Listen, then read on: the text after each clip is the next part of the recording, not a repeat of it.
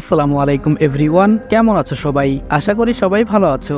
আমিও আল্লাহর রহমতে এবং তোমাদের দোয়া এবং ভালোবাসায় অনেকটাই ভালো আছি। দীর্ঘ অনেকদিন পরে তোমাদের মাঝে আবারও নিয়ে আসলাম নতুন একটি গল্প।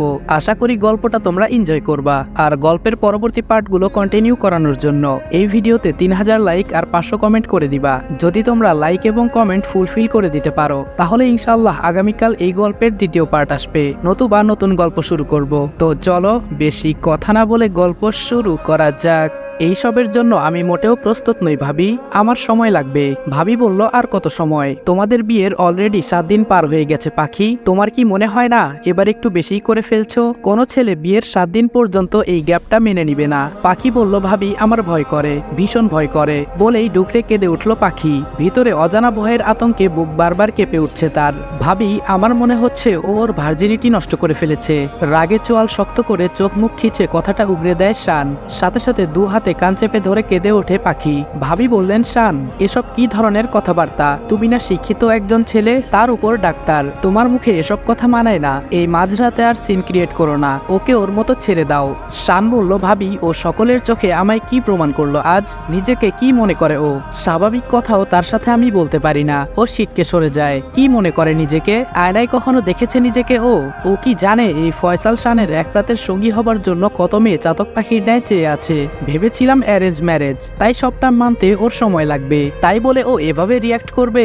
শানের এমন রাগ আগে কখনোই কেউ দেখেনি। কেউ ভাবতেও পারছে না শান এসব ভাষায় কথা বলছে। যে ছেলে শব্দ গুণে বাক্য ব্যয় করত, সে কিনা গড়গড় করে এভাবে কথা বলছে।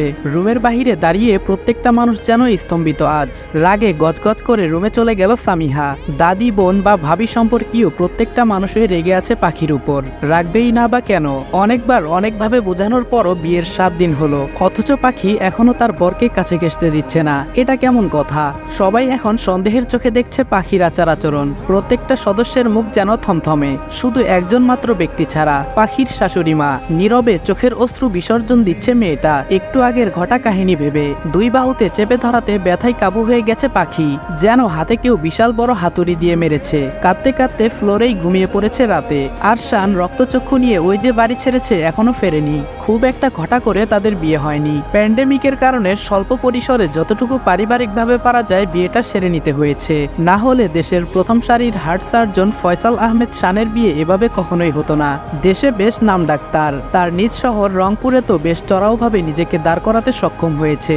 দেখতে যেমন সুদর্শন, তার ব্যক্তিত্ব তেমনই নজরকাড়া। ছেলেদের কাছে সে একজন আইডল, অথচ তার বিয়েটা হলো একদমই তার বিপরীত একজন মানুষের সাথে, যার না আছে রূপ সৌন্দর্য, না আছে শানের পাশে দাঁড়ানোর কোনো যোগ্যতা। গ্রাম থেকে তিনি নাকি খাঁটি রত্ন ছেলেকে বউ হিসেবে উপহার দেবেন, সে উদ্দেশ্যেই গ্রামের আত্মীয়দের মেয়ে দেখার তাড়া দিয়েছিলেন। শানেরও সে ব্যাপারে কোনো দ্বিমত নেই। মায়ের বাধ্য ছেলে কি না?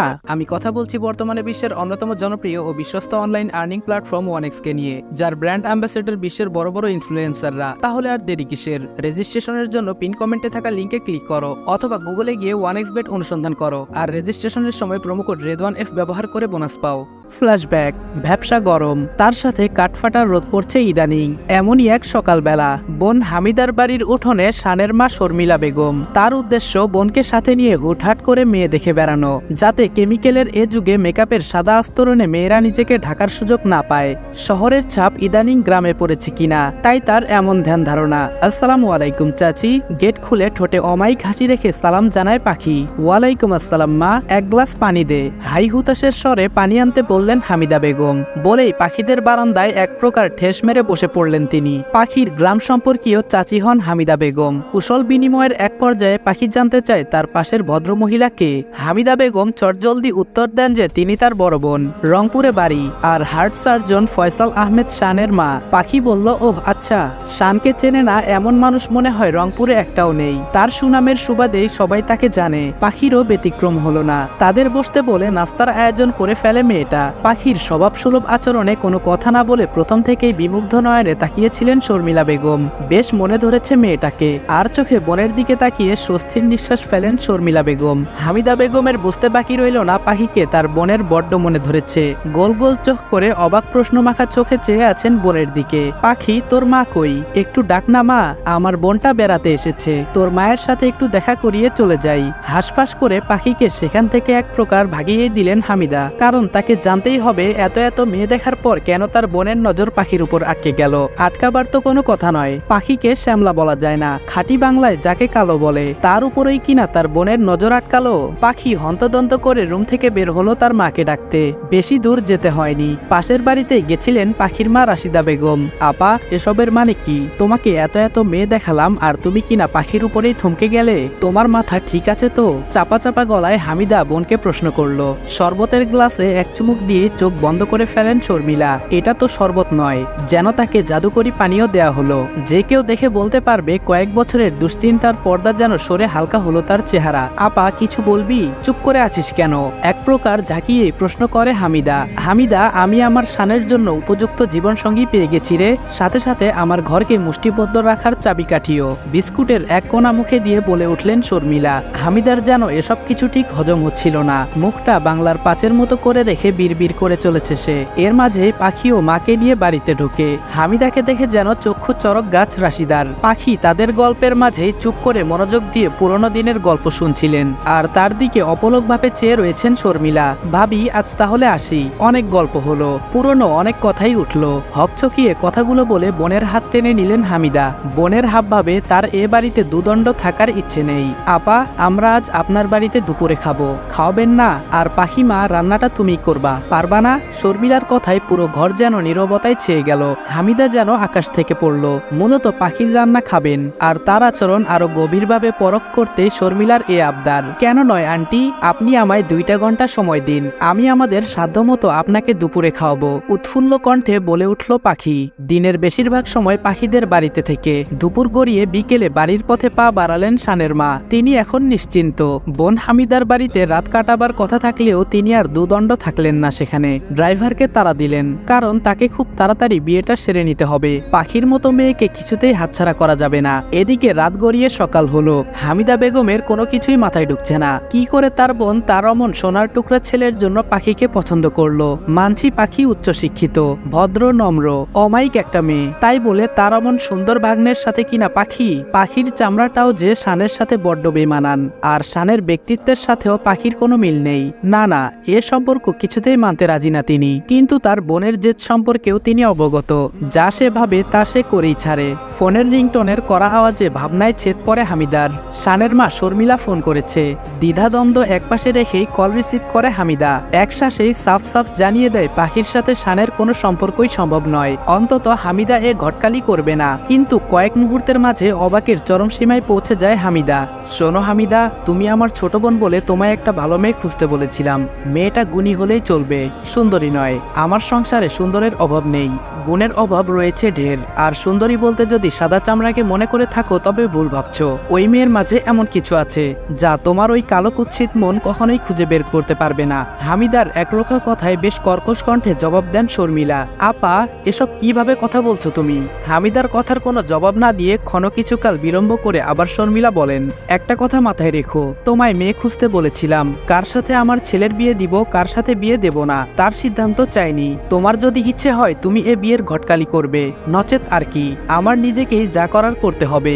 ফুপিয়ে নেকা কান্না জুড়ে দেয় হামিদা। আজকে তার বড় বোন এমনভাবে কথা বলল, তার অহমিকায় বড্ড টান পড়ল বোনের ব্যবহারে। তৎক্ষণাৎ তার মনে হলো বোনের প্রতিশ্রুতির কথা। ছেলের বিয়েতে শর্মিলা নিজের গলার ওই মোটা স্বর্ণের চেনটা দিতে চেয়েছিল, এই বুঝি তা হাতছাড়া হয়ে যায়। আগে পিছে না ভেবেই হামিদা জবাব দেয়, আচ্ছা আপা, তোমার ছেলে, তোমার বউ, তোমার সংসার, তুমি যা ভালো মনে করবে করো। আমি পাখির মা বাবার সাথে কথা বলছি। এদিকে বিয়ের সম্বন্ধ আসার পর থেকে পাখির মাঝে অস্বাভাবিক আচরণ ফুটে উঠেছে। এর আগেও এমন হতো, যখনই বিয়ের কথা উঠতো তার নাওয়া খাওয়া সব বন্ধ হতো। বার কয়েক তাকে এ ব্যাপারে জিজ্ঞেস করা হলে মনোযুক্ত কোনো উত্তর খুঁজে পাননি রাশিদা বেগম। সব সময় ছন্নছাড়া ভাব ধরা দিত পাখির চেহারায়। আর যদি কোনো কারণে বিয়ে ভাঙতো তখন তার উপচে পড়া খুশি চেহারায় চিকচিক করত। এবারও বিয়ের কথায় মনমরা হয়ে হতাশ দিন কাটাতে লাগে পাখি। বিয়ে যেন তার কাছে একটা সংখ্যাস্বরূপ। অন্যদিকে মেয়ে অনার্স শেষ করেছে, মাস্টার্সে কারমাইকেলে ভর্তি হয়েছে। করোনার কারণে কোনো দিক আগাতে পারছে না। এত বয়সী মেয়ে অবিবাহিত থাকলে গ্রামাঞ্চলে এটা বিরলই বলা চলে। তাই আর দেরি না করে পাখির পরিবার হামিদার সাথে বিয়ের ব্যাপারে কথাবার্তা চূড়ান্ত করে। আর শানের মতো পাত্রকে কোনো পরিবারই ফিরাতে পারবে না, তাই তারা সম্বন্ধটা হাতছাড়া করতে চায়নি। পাখির পরিবারের সম্মতি যেন শর্মিলার চোখে মুখে অন্য জগতের রেশ ফুটিয়ে তুলেছে। দুদিনের মাথায় খুব সহজ সাধারণভাবেই বিয়ের কাজটা সেরে ফেলতে চান তিনি। পাখিকে অন্য কোথাও উড়তে দেবেন না তিনি। মায়ের পছন্দকে বরাবরই নিজের পছন্দের ঊর্ধ্বে রেখে জীবন কাটাচ্ছে শান। তার এই ব্যস্ত জীবনে পরিবারের সিদ্ধান্তকে নিজের সিদ্ধান্ত করে তুলেছে। তার প্রেক্ষিতেই কার সাথে বিয়ে হচ্ছে সেটাও দেখার সুযোগ তার হয়নি। অবশ্য এর পিছনে আরেকটা কারণও আছে। যাকে বিয়ে করবে তাকে সরাসরি ফুলসজ্জার রাতেই দেখার ফ্যান্টাসি তার মাঝে সুপ্ত ছিল। শান তার প্রফেশনে এতটাই সেন্সিটিভ যে বিয়ের দিন সকালবেলাতেও তাকে অপারেশন থিয়েটারে থাকতে হয়েছিল। আনন্দমুখর পরিবেশে খুবই ঘরোয়াভাবে বিয়ের কাজটা সম্পন্ন হয়ে গেল। পাখিকে দেখার পর শানের পরিবারের কিছু কিছু সদস্য নাক কুচকালেও মুখে কিছু বলার সাহস করেনি, কারণ শর্মিলা বেগমের উপর কথা বলার সৎসাহস কারোই নেই। আর সবাই জানে তিনি যা করেন তার পেছনে নিশ্চয়ই কোনো না কোনো কারণ থেকে যায়। পাখিকে শানের ভাবি সামিহা ও কাজিনরা শানের রুমে বসিয়ে দিয়ে যায়। পুরো অন্ধকার নয় রুমটা, চারিদিকে ছড়িয়ে রাখা রং বেরঙের মোম জ্বলছে আর ফ্রেশনারের কড়া সুগন্ধ ছেয়েছে সে ঘরে। চারিদিকের নিস্তব্ধতা যেন এবার জেকে ধরল পাখিকে। ঘন ঘন শ্বাস নিচ্ছে আর মোটামুটি ঠোঁট চোখা করে নিঃশ্বাস ছাড়ছে। তার মাথায় কিছুই ঢুকছে না, কিচ্ছু ভালো লাগছে না তার। শুধু একটা কথাই মনে আসছে, সে কি করে সম্পর্কের রাশ ধরবে, কি করে মেনে নেবে শানকে। সে কি আদৌ পারবে কানে কানে বলে যাওয়া সামিহার টিপ্পনি কাটা কথাগুলো রাখতে? তার তো ভাবতেই গা গুলিয়ে যাচ্ছে। পারলে বমি করে সারা ঘর ভাসিয়ে দেয়। এসব ভাবনার মাঝেই দরজা বেরানোর কর্কশ শব্দে কেঁপে ওঠে পাখি। দু হাতে খামচে নেয় নিজের লেহেঙ্গা সমেত বিছানার সাদা চাদর। আগত মানুষটাকে তার কাছে বিপদ ছাড়া কিছুই মনে হচ্ছে না। আচ্ছা, মানুষটা কি তাকে বুঝবে? যদি না বোঝে, আজই যদি উঠে পড়ে লাগে স্বামীর অধিকার ফলাতে, কি করে আটকাবে সে? নাকি আজই তার পৃথিবীতে শেষ দিন হতে চলেছে? হঠাৎ করেই শান বলে উঠল, এত ভারী ড্রেস পরে আছো কি করে? গরম লাগছে না? এসিটাও নষ্ট হওয়ার সময় পেল না। ওই যে ওইদিকে ওয়াশরুম, তুমি ফ্রেশ হয়ে নাও। পাখির জবাব না পেয়ে আবারও বলতে শুরু করে, তুমি আমার ছোট হবা, তাই ফর্মালিটি করতে পারছি না, তুমি করে বলছি, কিছু মাইন্ড করো না। পাখিকে একটু মজার ছলে শেষের কথাগুলো বলল শান। শানের কথায় ভাবনায় বাজ পড়ল পাখির। অস্বস্তি লাগছিল তার সবকিছু। লাগেজ থেকে সুতির শাড়িটা বের করে গুটি গুটি পায়ে ওয়াশরুমের দিকে এগোলো। এদিকে শানের মনে হাজার চিন্তা ঘুরপাক খাচ্ছে। এখন পর্যন্ত না হলো দেখা, না হলো কণ্ঠের স্বরটা শোনা, শুধু শুনেছে গায়ের রংটা অনেক বেশি চাপা। ভাবছে কেমন হবে মেয়েটা, শানের মন যুক্ত হবে তো? পরক্ষণেই মনে আসে যেমনই হোক তার মা পাখিকে পছন্দ করেছে তার জন্য, এটাই অনেক। বেলকনিতে দাঁড়িয়ে ভাবছে আর মুচকি হাসি শানের ঠোঁটে। অজানা একজনের সাথে আজ প্রথম এভাবে রাত কাটাতে হবে। ভাবতেই যেন মুখের রক্তিম আভা জেগে উঠেছে, যা শানের সৌন্দর্যকে দ্বিগুণ বাড়িয়ে তুলেছে।